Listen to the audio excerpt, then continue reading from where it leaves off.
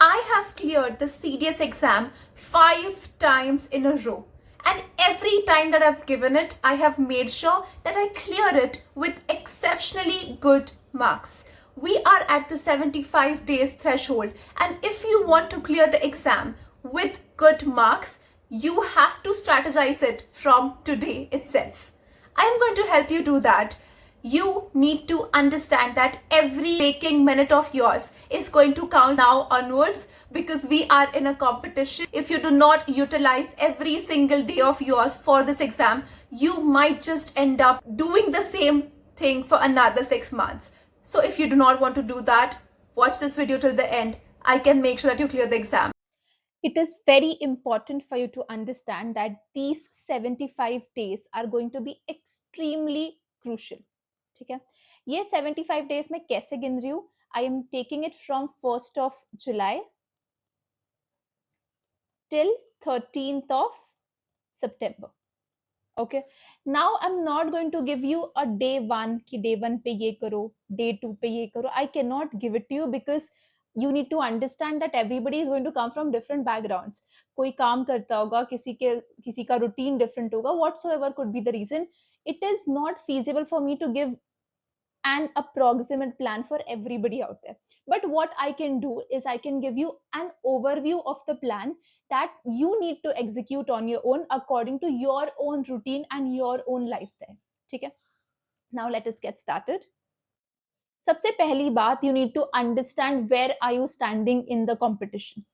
If you were preparing for last 6 months, या आप last 3 months से भी preparation कर रहे हो, ठीक है, so now this application is going to be quite easy for you because आप पहले ही 3 महीने लगा के आ रहे हो. Okay, for someone जो शायद books अभी खोल रहे हैं, for them they need to understand that they need to put in more number of hours. Okay, जैसे अगर मैंने पहले से ही 3 महीने से मैं प्रिपरेशन करती आ रही हूँ, I have completed some syllabus, polity, geography, history मैंने काफी कुछ कर रखा है. Now I am just trying to complete the remaining syllabus and मैं रिवीजन की तरफ बढ़ रही हूँ. यू हैव टू अंडरस्टैंड कि अगर वैसी मेरी कंडीशन है तो मेरे को 5-6 घंटे इज इनफ. ठीक है, 5-6 घंटे is enough for me. But अगर आप 2 months की प्रिपरेशन के साथ आ रहे हो कि आपको है कि मैंने अभी तक मैम कुछ भी नहीं पढ़ा है, I need to start preparing abhi right now, you need to put in somewhere around 7 to 8 dedicated hours. Okay, because if you want to complete the syllabus, it is going to take some good amount of time for you to do that. And this I have done the decodification in weeks. We are going to do it in days also, so it is more efficient for you. So there are 11 weeks left for exam. So first to fourth week में हम क्या करने वाले हैं, fifth two seventh में क्या करने वाले हैं, एंड 8 to 10th में क्या करने वाले हैं. I am going to tell you that very very nicely. Okay, but you have to know where you are standing right now.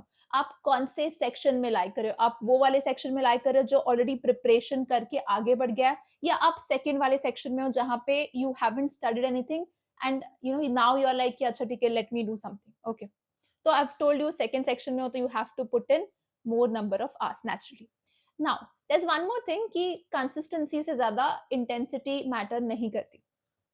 For example, जैसे it is discipline what matters and not the motivation. क्योंकि motivation आपको 2 दिन होगा, 3 दिन होगा, एक week होगा, उसके बाद what is going to matter is your discipline. How disciplined you are, how consistent you are. Okay, intensity matters only a few days. After that, what really matters is consistency. Okay, and your intent towards the exam is very very important. By what means and by what intentions are you trying to give this exam? Is this exam just another exam for you, or is it the main exam? Is it your dream? What is it? The intent has to be very clear so that every time you sit to study, you don't have to convince yourself to study. Okay, discipline is nothing but highest form of self respect. I feel people who make decisions and who are not able to stand on the decisions that they make, they do not respect themselves. अगर मैंने आज decide किया है कि मैं polity का, for instance, I'm going to study the DPSP chapter, And if I don't do it, है ना, for some reason if I'm genuinely not able to do it, that's a different story. But I choose not to do it when I have decided, okay, I am telling my subconscious mind, I'm telling my brain that I do not respect myself as an individual. Okay, it is very important that discipline has to be there, and you need to be consistent in order to clear this exam. That is 100% the case. Now, if I have to divide these 75 days into three parts, I'm going to do it as part one. So, part A, part B, and part C. So, part A is going to be of next 30 days. And what are you going to do in this part? We're going to discuss about it. Next part is going to be of another 30 days. And the last one is going to be of 15 days. All right. So next 30 days, what you're going to do is you're going to complete the syllabus. And it is practically possible. I'm going to tell you how. In the next 30 days, what you're going to do is you're going to start solving mocks and the PYQs. You're going to start analyzing the PYQs of everything that you have studied along with the revision that you have completed the syllabus with. Uske baad, once you know the score and everything, you are going to study those subjects which you actually have strength in. Okay, so this is an overview of the plan that we are trying to execute in the next 75 days. Is that okay? So if I have to give you like approximate dates, it has to be the month of July and starting of August, and then naturally September. Okay, if I had to prepare from today for the exam, this is exactly what I would do. For anyone जिनका पहला attempt है, they need to understand that this is not a college or school exam जहाँ पे एक book में से सारी चीजें आ जाएंगी. Okay, here you need to study specific things which are being asked in the exam. For example, this is the polity book that we study from. The name of the book is known to everybody. Now, what we are going to try to do is we're going to study only those chapters which are repeatedly asked in the exam. So I'm not studying the entire, bulky book that is there. We're just trying to study some part of it which is being asked in our exam. This is called as the Pareto's principle. You can ask anybody out there who has cracked the UPSC exam. All of them try and use this principle in order for their preparation. Now, which other topics? If I take polity under consideration, we're going to talk about other subjects as well. So polity में हमेशा you will see every year आपको एक सवाल दो सवाल fundamental rights पे दिखते हैं. ओके, एक सवाल वो डीपीएसपी या फंडामेंटल ड्यूटीज पे पूछ लेता है, एक सवाल अमेंडमेंट पे आता है. ओके, अमेंडमेंट पे एक सवाल आता है, एक सवाल आर्टिकल का होता है. ओके, पॉलिटी में सवाल कितने आते हैं? 18 से 20 सवाल आते हैं. उसमें से मैंने 4-5 तो यही बता दी. सी, नाउ व्हेन यू नो कि एक सवाल आर्टिकल का इस साल या हमेशा एवरी ईयर आ ही रहा है, तो why shouldn't I study articles, है ना? अगर मुझे पता है कि स्केड्यूल्स पे सवाल आते हैं, पार्ट्स पे सवाल आते हैं, तो मैं क्यों इन चीजों को ना पढूं? There's no reason for that. So you must study those topics which have been repeatedly asked in the exam, and you can only figure them out through PYQs. Okay, PYQs are extremely important for this exam. It is the roadmap. PYQ is like the building block. वो आपको बताएंगे कि exactly पढ़ना कहाँ से है और कितना. Okay, I've said this so many times that it is the English paper which actually clears your cutoff. Your English score matters a lot. अगर आप English में 40, 45, 50 पे हो, तो you have to work harder. Let this video be an eye opener for you that you need to work very hard in English. If you do not know what is your score, आप CDS 1 2022, 2 2022, 1 2023, जो मर्जी आपको है वो solve करो and see where you are standing at. If your English score is more than 65. It is a good sign that you might clear the paper given कि आप GS में 40 प्लस स्कोर कर रहे हो.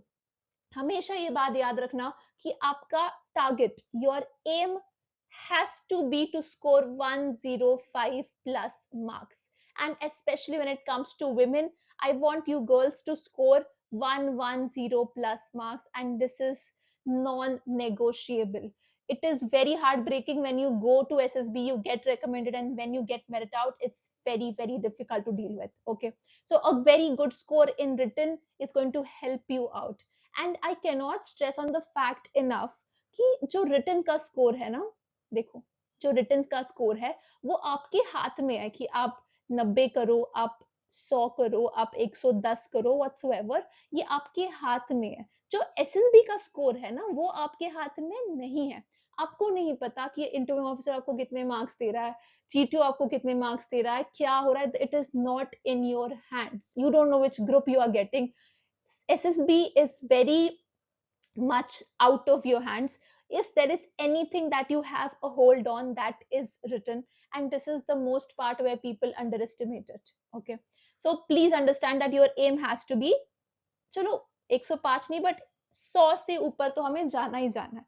तो अगर आपका स्कोर इंग्लिश में 40, 45, 50 है, क्योंकि मैं एक एवरेज लेके चल रही हूँ कि एक एवरेज इंटेलेक्ट वाला बंदा इतना स्कोर कर लेता है. People score 45 plus also at times, but एक एवरेज इंसान यहाँ तक पहुंच सकता है. That is there. तो अगर आप 40, 45, 50 स्कोर करो तो आप प्लस टोटल में तो 90 तक ही पहुंच रहे हो ना. You are still left by 10 marks to clear the cut off. That is why it is very important for you to understand कि 10 मार्क्स यहाँ बढ़ाना इज वेरी डिफिकल्ट. 40 से मुझे अगर 50 मार्क्स पे जाना है तो वो बहुत डिफिकल्ट है. I'll have to read so many books and have more knowledge or maybe upscale my perspective and everything for me to get 40 to 50. But अगर मुझे 50 to 60 जाना है ना इंग्लिश में, देखो मार्क्स तो वही है, वो जो 10 मार्क्स आप फेच करना चाहते हो मार्क्स तो वही है. कोई आपको आगे जाने के बाद पूछने नहीं वाला कि अच्छा बताओ कि तुम्हारे इंग्लिश में कितने मार्क्स थे, मैथ्स में कितने थे. nobody cares and nobody's gonna ask you that. You have to understand that your input has to be smaller than your output. Okay, and this, if you understand this कि मेरा input छोटा होना चाहिए, output बड़ा होना चाहिए, then a lot of things you will have figured out. I've seen a lot of people wasting time on GS. अगर आ रहे हैं 40 GS में, well and good, concentrate on English. अभी again this is very individualistic. आपको आपको देखना पड़ेगा कि आप कौन से इसमें लाइक कर रहे हो, कि आपका जीएस में स्कोर 40 आ रहा है नहीं आ रहा है, इंग्लिश में कितना आ रहा है, which is the category that you are falling into. It is your call and it is your thing to check, right? So I've told you, अगर ये स्कोर आ रहा है इंग्लिश में, it is not enough. आपको 65 plus score करना पड़ेगा. अगर if you can also score. I used to score 85, 89 in English. And it is very much doable, but आप 80 तक तो पहुंच ही सकते हो. If you haven't seen this video, I have literally decoded everything that is there in English. I'm putting it in the I button. Check it out as well.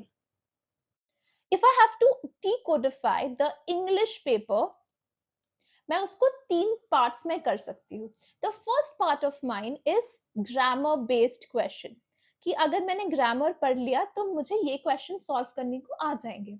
Next is learning based, ratify वाले questions, कि if I ratify a few things I might be able to solve the question. And the third one is practice based question, कि इन questions को practice कर लो, आप कर लोगे. Okay, now before we jump into this, I want you to understand कि आपको एक mindset के साथ पेपर में जाना पड़ेगा कि मुझे 10 से 15 सवाल इंग्लिश के पेपर में नए दिख सकते हैं. ओके, कभी भी 100% पेपर पैटर्न चेंज नहीं होगा. It is only going to be 10 to 12% change. तो उस चेंज से हमें घबराना नहीं है.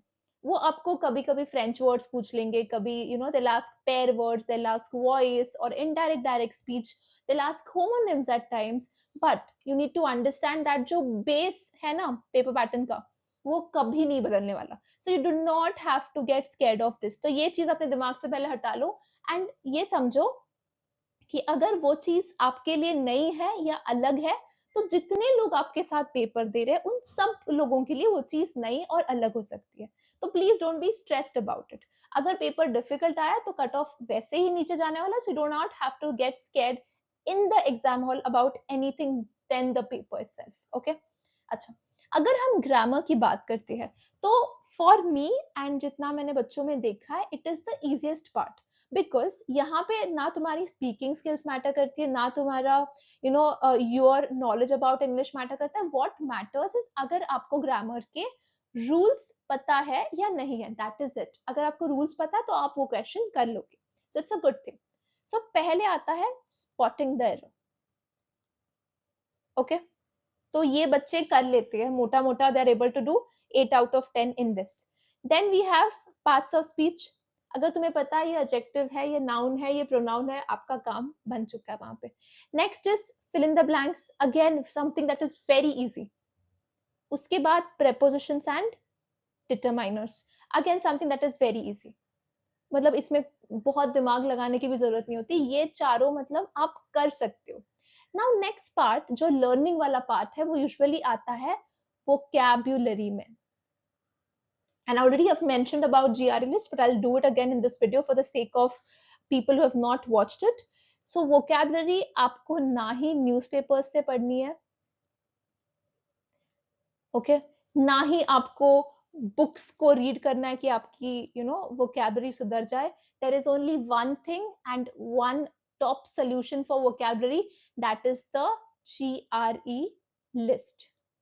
Okay, I'm going to talk more about this list in the coming slide, but just आपको नाम पता होना चाहिए, it is the Boron's GRE list. तो vocab आपकी वहां से हो जाएगी, and there is one more thing in the learning part, that is idioms and phrases. Okay, that is it, यही लर्निंग वाला पार्ट है। इसके अलावा आई डोंट थिंक कि आपको और कुछ लर्न करने की जरूरत है। उसके बाद प्रैक्टिस वाला पार्ट कौन सा आता है? सबसे बच्चों का फेवरेट इज S1 S6, कि मतलब बच्चे छोड़ के आ जाते हैं मैक्सिमम लोग। अगर मैं आपको सच्ची बताऊं कि मैक्सिमम लोग leave this and come, and it was quite a shocker for me, because I had practice this a lot, and मैं अपने एग्जाम में 10 से 10 करके आई थी ये चीज, and I was very proud of my self, because when I came outside, I spoke to people and they were like, नहीं यार हम तो छोड़ के आए। So I was very proud of myself that time. But you have to understand कि जो चीज एवरेज बच्चा छोड़ रहा है वो अगर आप सही कर लेते हो, इसका मतलब आप कट ऑफ से आगे बढ़ रहे हो। Okay, now S1 S6 is not difficult. I can understand it is brainstorming, it is irritating, it is extremely annoying, but it will give you 10 marks.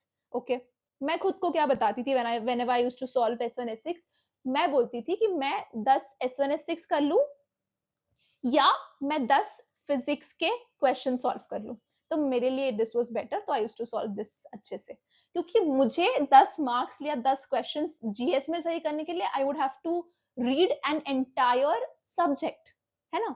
तो वो चीज तो मैं S1 S6 में कर लेती थी, मैं बोला चलो 10 मिनट के लिए ब्रेनस्टॉर्म कर लेते हैं, खत्म करते ये चीज। तो S1 S6 is the practice वाला पार्ट। और एक प्रैक्टिस वाला पार्ट इज कॉम्प्रीहेंशन। देखो आई हैव सीन कि काफी लोगों को आती है, काफी लोगों को नहीं भी आती दिक्कत इसमें, but mostly people who are not well read या जिनका रीडिंग छूट गया या इंग्लिश थोड़ा दिक्कत देता है, तो उनको कॉम्प्रीहेंडिंग में comprehending words and comprehending paragraphs में थोड़ा दिक्कत आता है। Apart from that I think apart from comprehension, there's one more thing, that is close test. This also can be fetched through practice. So practice, practice, practice. Achha, something that doesn't require practice is PQRS, and this is the easiest part of the paper. इसमें अगर आप 10 के 10 नहीं ला रहे हो तो you'll have to think twice before giving the paper. Okay, I hope this is clear. If I have to suggest you books for grammar, this one has to be on the top notch. This is Renan Martin. ये grammar के लिए बढ़िया book है, इससे अच्छी book मैंने grammar के लिए हार्डली देखी है, so this is a very good book. SP Bakshi is very good for idioms and practice purposes. Practice के लिए बहुत अच्छी बुक है, if you want to practice spotting the error or parts of speech, या आपको comprehensions practice करने हैं, so this is the book that you can practice from. And ultimately this is the Boron's GRE list that I was talking about for vocabulary and अगर आपने CDS 1 2025 को अच्छे से analyse किया है तो आपने देखा होगा कि बहुत सारे questions were based on vocabulary और मेरे बच्चे जो एक्चुअली ये लिस्ट पढ़ के गए थे they had a lot of instances जहां पे उन्होंने वही चीजें देखी थी so I would say that please look at this list इस लिस्ट में भी कुछ कुछ चीजें हैं जो मैं आपको बताना चाहूंगी कि यूपीएससी मतलब we have tried to analyse the paper so deeply that we have found out कि कुछ लेटर्स होते हैं जैसे P M E C O D है ना तो ये जो लेटर्स है ना इन्हीं लेटर्स पे वोकैबुलरी पूछी जाती है तो you will found this in this I button वाला वीडियो उस पे वो पूरी लिस्ट मिल जाएगी आपको लेटर्स की भी so go check it out that as well but ये लिस्ट से बाहर आज तक जितने सीडीएस हुए हैं सारे के सारी वोकैबुलरी इस लिस्ट से ही पूछी गई है so I can bet on this list 100% okay इसके बाद ये लिस्ट मिलेगी कहाँ पे ये हमारे ऑफिशियल टेलीग्राम चैनल पे आपको मिल जाएगी the ID is t.me/wisdom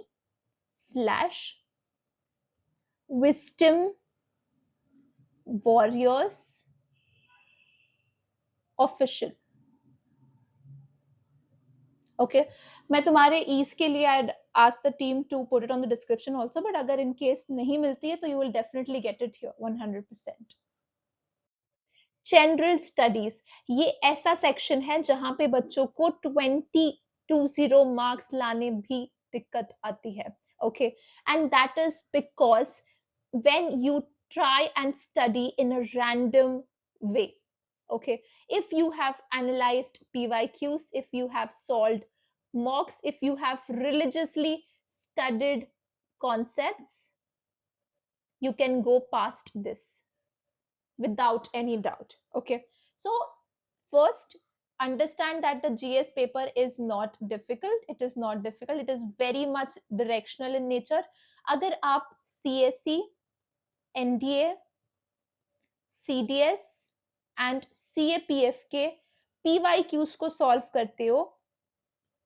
this can easily be converted into this easily without much effort okay so you need to understand that this is the role that the pyqs play at times मैंने ये भी बोला है कि questions इधर उधर होते रहते हैं कि एनडीए का ये लोग सीएपीएफ में पूछते हैं then they'll ask a CAC question in CDS जैसे there was होकेरा wetland का एक question था 2 साल पहले okay the same question they had asked in 2019 CSE paper आप जाके देख के चेक कर सकते हो 2 साल पहले आई थिंक 1 साल पहले ये क्वेश्चन पूछा था 1-2 साल पहले and the same question they had asked and they have not even tried to change the option मतलब एग्जैक्ट क्वेश्चन पूछा गया जैसा है वैसा question so please understand that it is very important for you to solve at least ये 4 exam के PYQs solve जरूर करो अगर 4 नहीं कर सकते हो तो 1 2 3 जरूर करना अगर 3 नहीं कर सकते हो तो ये और ये तो पक्का करके जाना ओके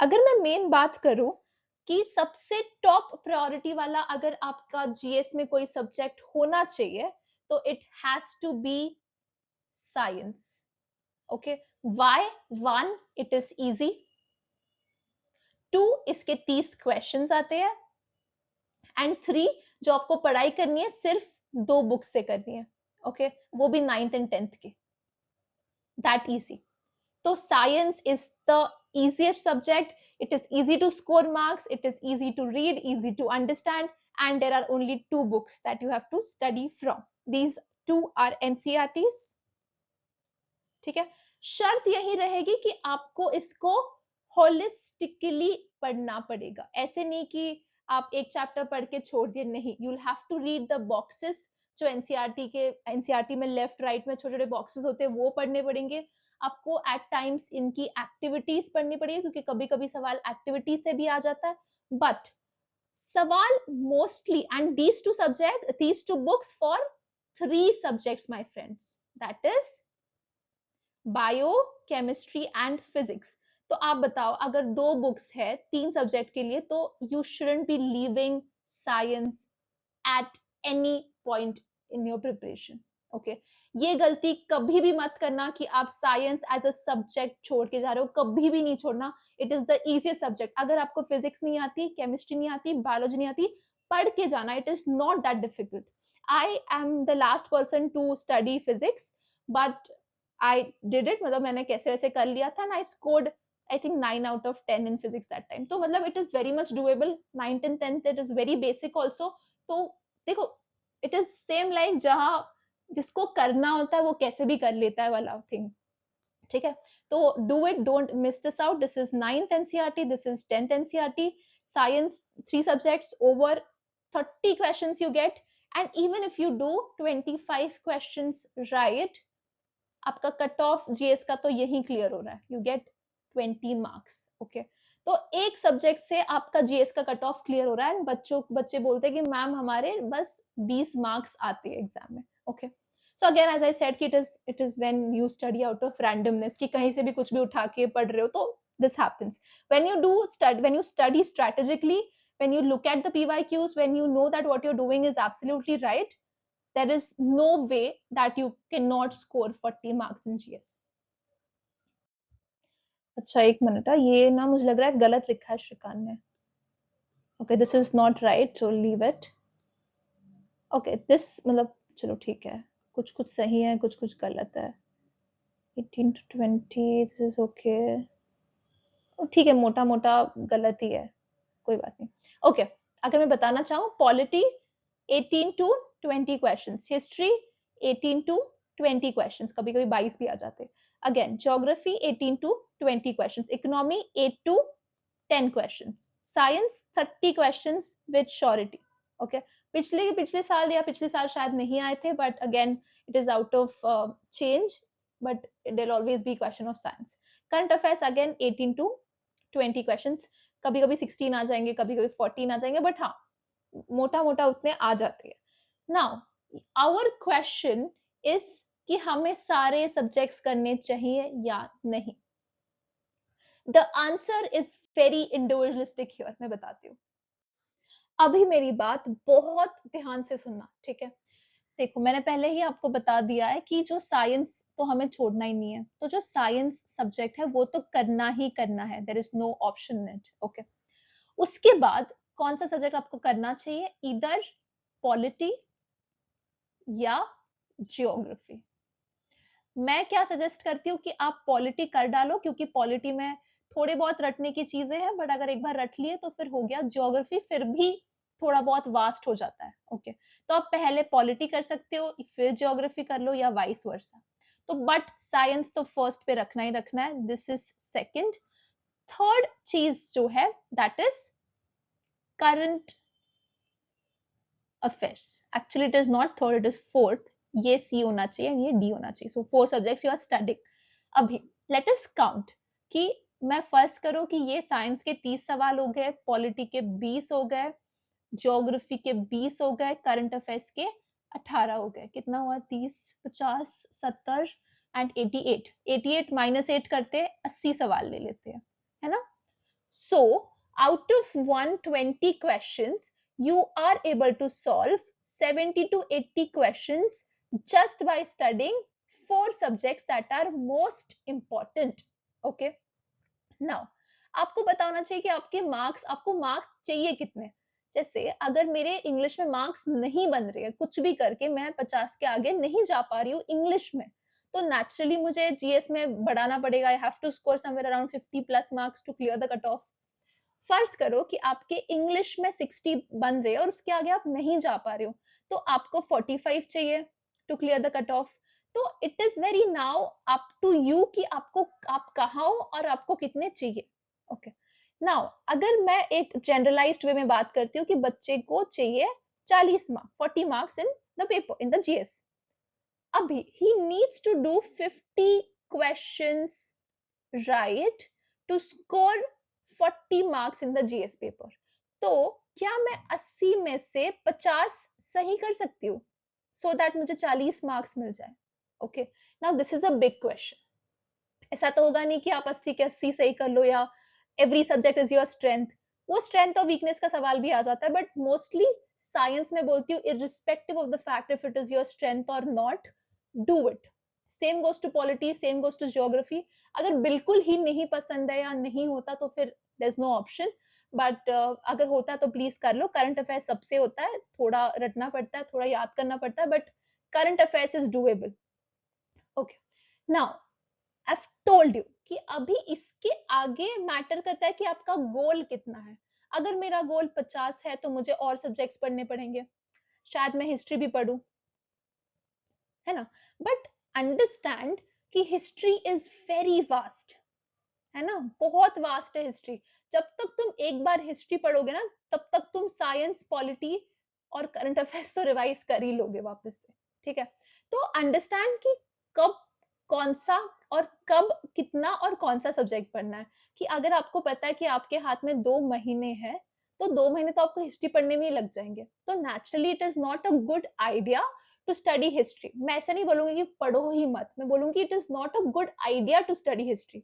मैं आपकी जगह होती तो मैं क्या करती, मैं यूट्यूब पे ना मॉडर्न हिस्ट्री का एक लंबा वीडियो देख ली थी, कि अगर कोई मॉडर्न हिस्ट्री का सवाल आता है तो मैं वो मोटा मोटा कर लूं, लॉजिक वॉजिक यूज करके, थोड़ा इधर उधर करके आई डू मॉडर्न हिस्ट्री के सवाल. पर मुझे पता है कि मुझे एंशियंट में याद करने की जरूरत है, मिडिवल में मुझे याद करने की जरूरत है, एंड वो याद किया हुआ क्या वो आने वाला पेपर में वो भी इंपॉर्टेंट है. जैसे अगर आपने पॉलिटी के अमेंडमेंट्स, आर्टिकल्स, पार्ट्स, स्केड्यूल्स याद कर लिए, तो उसमें से कुछ ना कुछ तो आ ही जाएगा पेपर में फॉर श्योर, है ना. बट मुझे नहीं पता कि मैंने वो, है ना, सारे किंग्स और ये मुगल एम्पायर, वो एम्पायर, फरहान एम्पायर सब कुछ याद कर लिया, बट उसका क्वेश्चन मुझे आने वाला है कि नहीं. Again we come to the point of input and output, है ना. हमने पहले ही देखा कि हमें इनपुट एंड आउटपुट इक्वल नहीं चाहिए, हमें कम इनपुट में ज्यादा आउटपुट चाहिए. ठीक है, and that is not possible in history. अगर आपके पास 6 महीने है ना, तो मैं बोलूंगी बिंदास हिस्ट्री पढ़ो, एंशियंट भी पढ़ो, मिडिवल भी पढ़ो, मॉडर्न भी पढ़ो, सब पढ़ डालो, कोई कुछ मत छोड़ो. But you need to strategize this time because you have less amount of time in your hands. Okay, अच्छा, रही बात ज्योग्राफी कहाँ से पढ़े, तो ज्योग्राफी में भी 11th एनसीईआरटी आती है. वो भी 2 ही बुक्स पढ़नी पड़ती है आपको ज्योग्राफी में, उसके बाहर मोस्टली क्वेश्चन नहीं जा रहा है. Okay, now this is 11th NCERT of geography. एक है इंडिया और एक है आई थिंक फिजिकल, है ना. 2 बुक्स है बस. 12th की वगैरह पढ़ने की कुछ भी जरूरत नहीं है. थोड़ा बहुत वर्ल्ड ज्योग्राफी का नॉलेज होना चाहिए, but apart from that I think you are good with these 2 books only. Okay, and for economics you have to refer to the pyqs. You do not have time कि micro macro वो सब देखने लग जाओ, नहीं. PYQs को refer करो. Curves आते हैं कुछ कुछ, GDP, GNP, NNP, budget, fiscal deficit क्या होता है, थोड़ा ऊपर ऊपर से पढ़ लो, दैट इज इट. बहुत डीप में जाने की जरूरत नहीं है. अगर 8 सवाल आते हैं उनमें से आप 2-3 भी कर लेते हो, एक आधी स्कीम वगैरह डाल देते हैं जो करंट में होती है, वो भी कर लेते हो, आई थिंक इकोनॉमी में it is quite okay. Okay, अच्छा, why are PYQs crucial. Straight line नहीं बन रही मेरे से. ओके, हाँ, ठीक है, गंदा लग रहा है, जस्ट अ मिनट.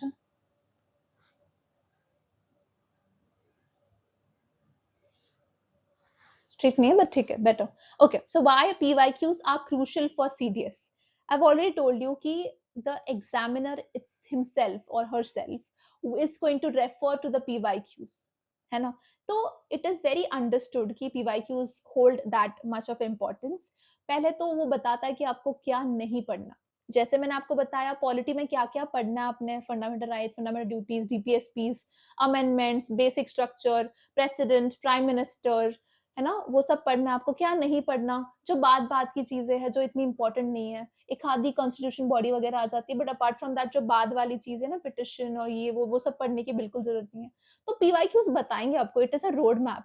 वो आपको बराबर से रोड मैप देंगे कि आप कहाँ से पढ़ो, कितना पढ़ो, है ना, कब पढ़ो, वो सब बताएंगे आपको. But you have to see the PYQs. And कब से देखो पीवाईक्यूज, 2009 से लेके 2025 तक देखो, सॉल्व करो, एनालाइज करो, very important.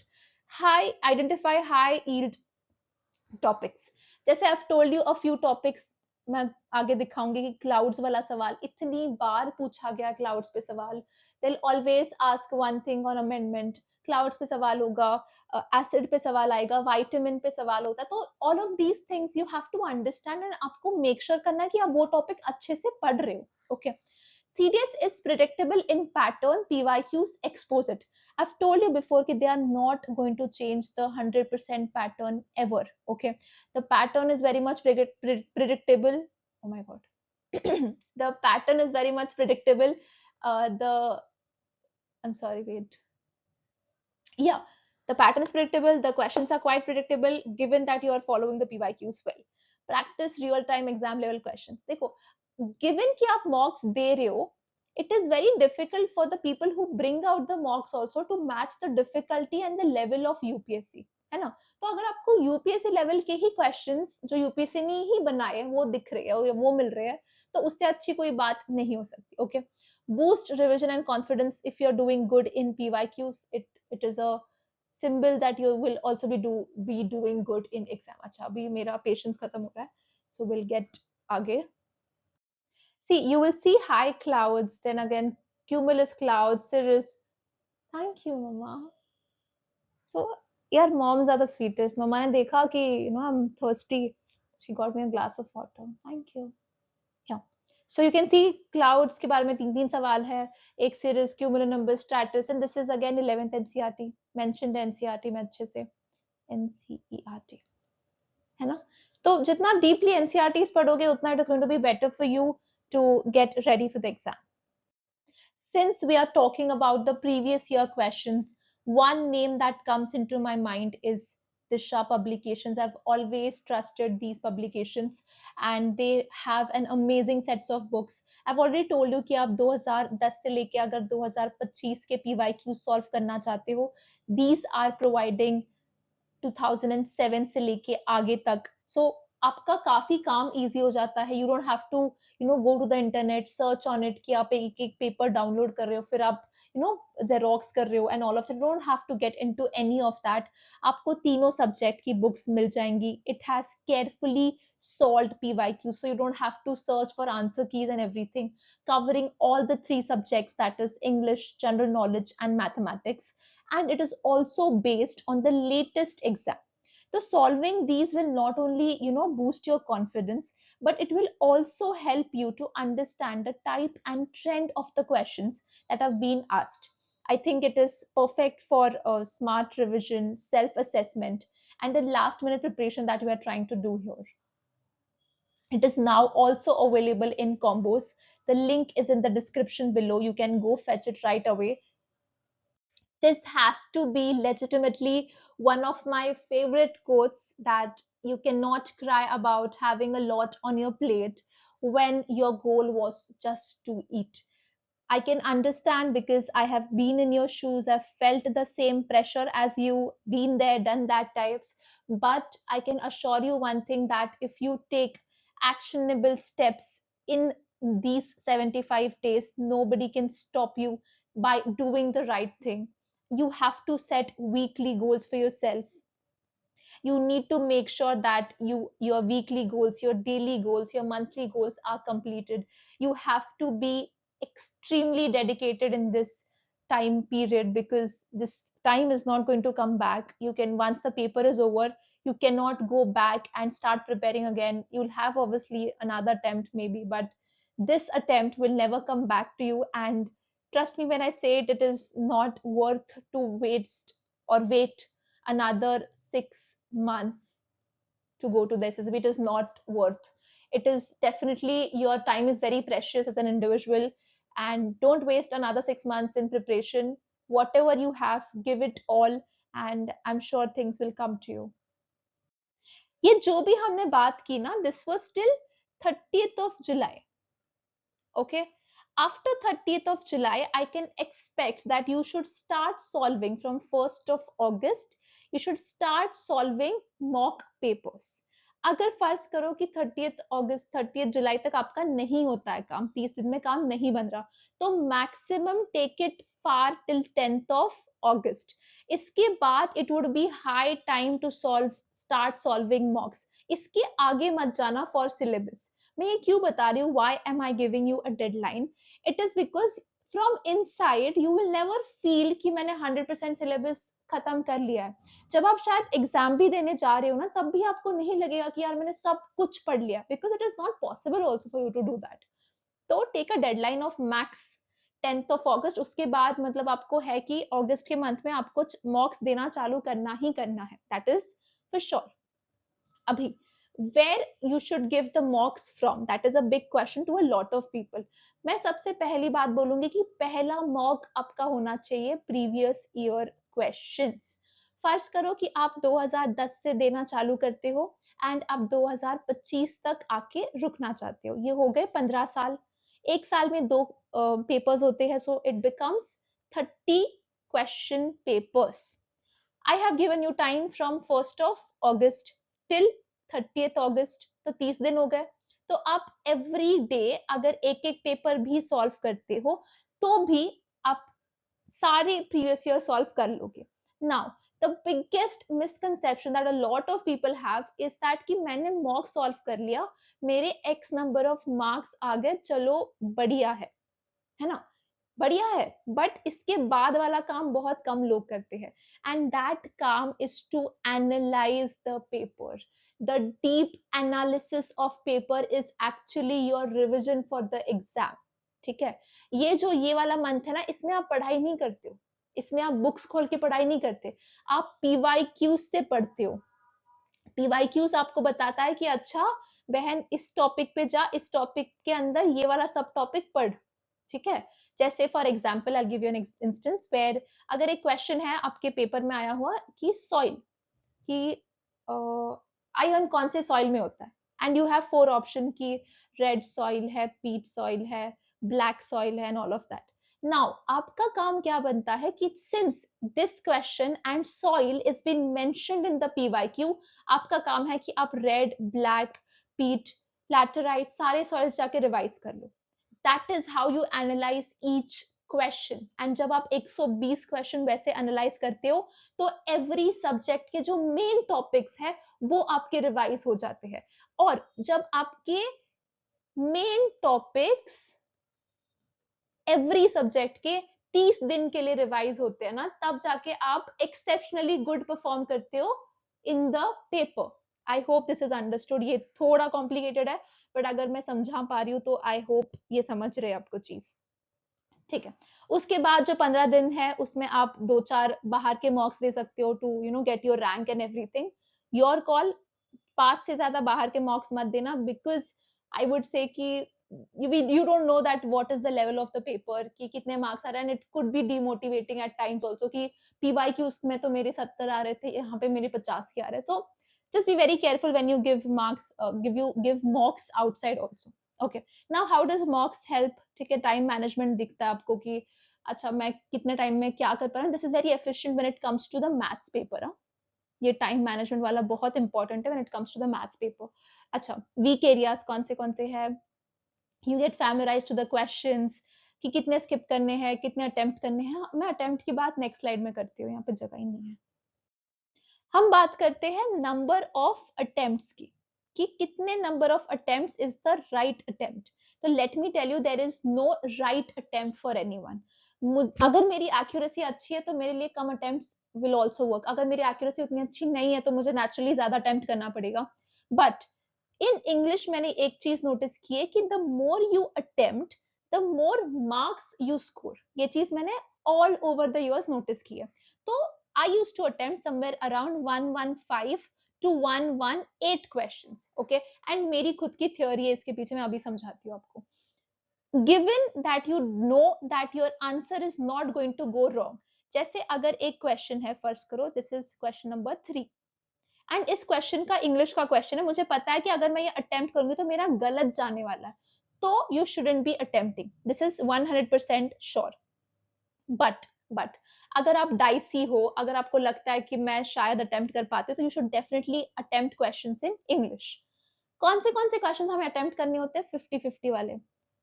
Okay, this is you have to attempt 50-50 वाले क्वेश्चन। जैसे ए बी सी डी है तो आपको पता है ए आंसर नहीं है, डी आंसर नहीं, बट आपको पता है बी और सी में से एक आंसर है, तो यू डेफिनेटली शुड अटेम्प्ट, है ना।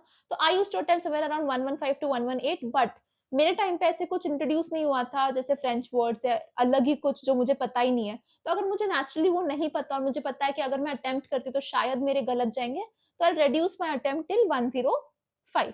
बट मैं 105 के नीचे नहीं जाऊंगी क्योंकि English is the most scoring part. मैं 105 इंग्लिश जीएस में अटेम्प्ट नहीं कर सकती, तो जहां पे मौका मिल रहा है वहां पे ले लेना चाहिए, ठीक है। तो 105 तो अटेम्प्ट करने ही करने when it comes to English, given you know that your answer is not going to go wrong, है ना। मतलब वो एक इंट्यूशन आ जाता है कि यार सही जा रहा है गलत जा रहा है, यू नो इट, कि आपको पता है अगर मैं करूंगा तो गलत ही जाना है, तो फिर मत करो, इतने अटेम्प्ट मत करो। Okay, now my theory behind answer attempting these many questions is कि मुझे पता है कि अगर मैं 10 सवाल है फॉर इंस्टेंस, एंड 10 सवाल में से मैं सोचती हूँ कि यूजुअली अकॉर्डिंग टू प्रोबेबिलिटी क्या होना चाहिए कि 50% सही आने चाहिए, 50% गलत जाने चाहिए, मतलब 5 सही और 5 गलत। तो फर्ज करो अगर 5 सही और 5 गलत, तो naturally I am in profit. Worst case scenario, अगर मेरे 7 गलत हो जाते हैं और 3, सिर्फ और सिर्फ 3 सही होते हैं, ऐसा नहीं होता। अगर आप लॉजिक के साथ एलिमिनेशन टेक्निक्स यूज करके अगर आप कर रहे हो तो ये नहीं होता है, but I am taking worst case scenario. तो 7, अगर मैं 7 को इंटू 0.83 करती हूँ, एक मिनट, 7 इंटू 0.27 करने चाहिए, फिर 7 गलत है, तो 1.8 आएगा, है ना। और मेरे सिर्फ मैं सोचती हूँ मेरे 3 ही सही आए बस, तो it should be somewhere around 2.4, है ना। So 2.4 minus 1.8 that is 0.6 marks। तो अगर मेरे 7 भी गलत होते और सिर्फ 3 सही आते तो भी मैं 0.6 मार्क्स से प्रॉफिट में हूँ, मेरा कहीं भी लॉस नहीं हो रहा है यहाँ पे। तो मैं अपना ये थ्योरी लगा के चलती थी, इसलिए मैं इतने अटेम्प्ट कर लेती थी। Okay, but again you have to strategise on your own, आपकी खुद की एक्यूरेसी देखनी पड़ेगी आपको, कितनी है, कितने सही जा रहे हैं, कितने गलत जा रहे हैं, and this you will do when you are solving the PYQs naturally. Okay, अगर मैं जीएस की बात करूं, I use to attempt 18 GS, use to fetch me around somewhere around 50, 49, 50 आ जाते थे मेरे जीएस में। बट मैंने ये चीज नोटिस की थी कि अगर मैं 90 तक अटेम्प्ट निकाल रही हूँ तो मेरे 63 भी आ रहे हैं। बट फिर this is not something that I would recommend, ये मतलब वो रिस्क फैक्टर बहुत बढ़ जाता है लेने के लिए, तो आई वुडंट रेकमेंड दिस। मैं रेकमेंड करूंगी कि according to the difficulty of paper 70 to 80 is a good attempt in GS. Okay, मैं बहुत ही रिस्क लेके करती थी, बट इतना नहीं करना है, this is fine in GS.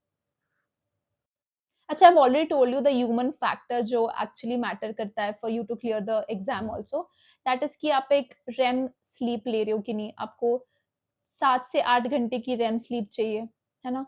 You need to work out at least 30 minutes every day।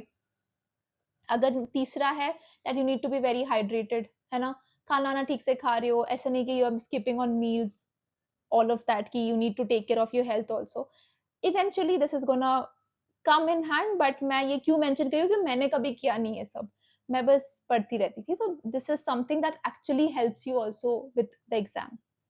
अभी if I talk about some techniques, अच्छा मेरा ना कभी पढ़ने का मन नहीं करता था इजीली, मैं पढ़ना तो ऑब्वियसली चाहती थी, but for me the start was very difficult, to start was very difficult. मैं एक बार शुरू कर दिया तो मैं घंटों घंटों तक पढ़ सकती थी, but to starting was very difficult, and I'm sure this is the case with a lot of people out there।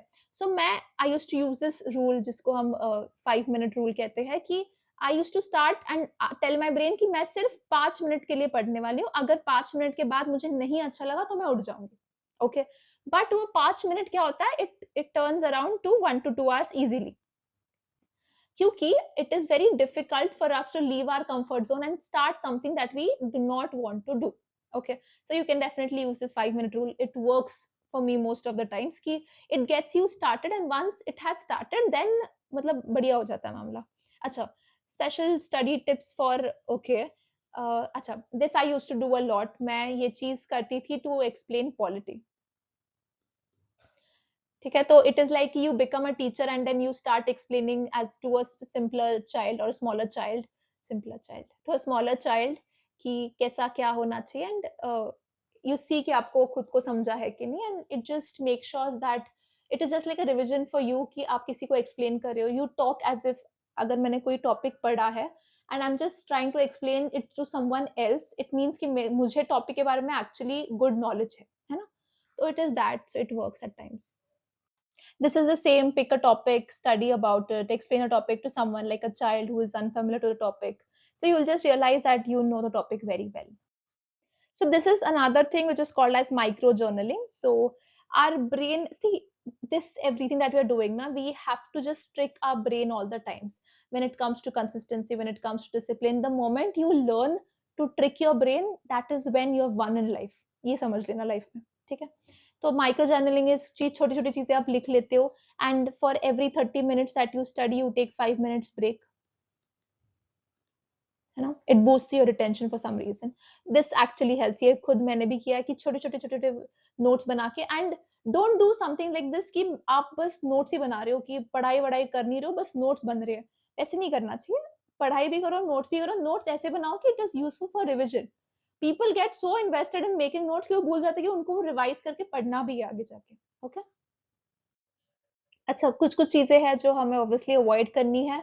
जैसे I have told you, mindlessly notes नहीं बनाने। Notes are there for revision purposes, you are gonna keep it that way only. मतलब मैंने लड़कियों में भी देखा है चीज़ कि aesthetically they will try to make notes and everything, but when it comes to revision they haven't revised anything.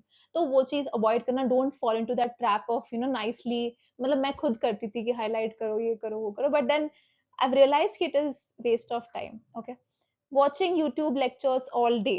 Abhi, dekho, once you open YouTube, it is natural that you're going to have a lot of information in front of you, and it is difficult to decodify the information because you do not know what is in it.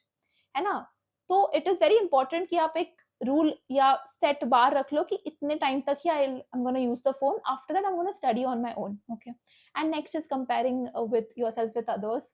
जैसे आपका दोस्त आके बताएगा कि अच्छा मैंने इतना पढ़ा है, तूने कितना पढ़ा है, and even during the exam, मतलब एग्जाम हॉल में भी ये चीज होती है कि यार मैं इतना इतना पढ़ के आया हूँ, तूने कुछ भी नहीं पढ़ा. जैसे I have told this before कि मैं जब एग्जाम हॉल में गई थी तो यार for English paper I had seen बच्चे वो खोल के बैठे थे, बड़ी-बड़ी बुक्स खोले हुए, मतलब इंग्लिश के लिए. तो आई हैड फेल्ट कि यार मैं तो बुक भी नहीं खोल रही, मैं तो कुछ भी नहीं कर रही. बट आई वाज ओके कि मैं ऐसी थी कि अब मैं तो घर से पढ़ के आई हूँ, अभी पढ़ के क्या ही कर लेंगे. तो stop comparing. If you are, don't compare yourself with comparison. I've said this, comparison kills your confidence. Okay, so don't compare yourself with others, not with others, not their journey, not nothing. You don't have anything to do with anyone but yourself. We have already discuss this कि previous paper solve करने हैं. We have to make sure कि हमें बस मॉक्स solve नहीं करने but उसको analyse भी करना है. vocabulary has to be done from the GRE list every single day so that it is remembered. We've said discipline over motivation, consistency over intensity, and you just need to remember your goal, and the entire thing is to be done for you to see your name in that PDF list. Okay. At the end the list is going to matter. At the end it is going to matter कि किसने clear किया, किसने नहीं clear किया, कौन SSB जा रहा है, कौन नहीं जा रहा. It is all that matters. Okay. And the fact that you aren't where you're supposed to be should be enough motivation is very true, because if you are not where you want to be and you're not trying to become what you want to become, you are just going to stay where you are forever. So I think quite true.